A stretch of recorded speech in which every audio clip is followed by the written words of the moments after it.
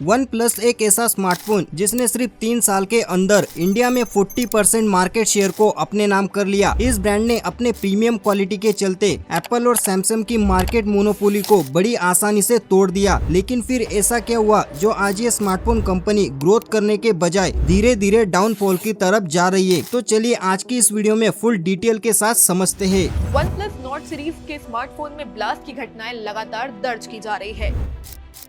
अगर आपके पास भी वन प्लस नॉट सीरीज का कोई फोन है तो आपको बहुत ही ज्यादा सावधान रहने की जरूरत है। तो दोस्तों वन प्लस की शुरुआत साल 2010 से उनके को फाउंडर कार्ल पेई से शुरू होती है। कार्ल पेई ने 2010 में नोकिया कंपनी को ज्वाइन किया, लेकिन सिर्फ 3 महीने नोकिया में काम करने के बाद उन्होंने अपना रिजाइनमेंट लेटर दे दिया। फिर उसके बाद उन्होंने ओप्पो को ज्वाइन करा। इस दौरान उन्होंने जब स्मार्टफोन इंडस्ट्री मार्केट को स्टडी किया तब उन्हें स्मार्टफोन मार्केट में कई इश्यूज दिखाई दिए, जैसे कि एक तो मार्केट में जो स्मार्टफोन्स आ रहे थे उनके फीचर्स और परफॉर्मेंस कुछ ज्यादा अच्छे नहीं थे, और अगर किसी स्मार्टफोन की ये दोनों चीजें अच्छा परफॉर्म कर रही है तो फिर उन्हें ज्यादा प्राइस पर बेचा जा रहा है। और इसी चीज को ध्यान में रखते हुए कार्ल पेई ने एक ऐसे स्मार्टफोन को बनाने के बारे में सोचा जो हर तरह के क्राइटेरिया को पूरा करे और उसकी प्राइस भी नॉमिनल हो ताकि उसे हर कोई अफोर्ड कर सके। अब इन आइडियाज का एग्जीक्यूशन करने के लिए कार्ल पेई ने ओप्पो को छोड़ दिया और अपने एक दोस्त जिसका नाम पेटे लो था उसके साथ मिलकर 16 दिसंबर 2013 को वन प्लस नाम की एक कंपनी को शुरू किया। और डिसाइडेड प्लान के अकॉर्डिंग एग्जीक्यूशन करने के लिए उन्होंने अपने बिजनेस को ऑफलाइन की जगह ऑनलाइन करना बेहतर समझा ताकि कम समय में ज्यादा यूजर्स गेन किए जा सके। फिर उन्होंने 23 अप्रैल 2014 को अपना वन प्लस वन लॉन्च किया, जिसके उन्होंने सिर्फ 1000 यूनिट्स ही बनाए थे क्योंकि उन्हें लगा कि उनके 1000 से ज्यादा यूनिट्स नहीं बिकेंगे। लेकिन एक्चुअल में वन प्लस ने जो अंदाजा लगाया था वो गलत साबित हुआ, क्योंकि वन प्लस के 1 साल के अंदर 10 लाख यूनिट्स बेचे गए। अब वन प्लस को अपने पहले ही फोन से इतनी बड़ी कामयाबी मिल चुकी थी, जिसके चलते वन प्लस ने ओवर कॉन्फिडेंस में आकर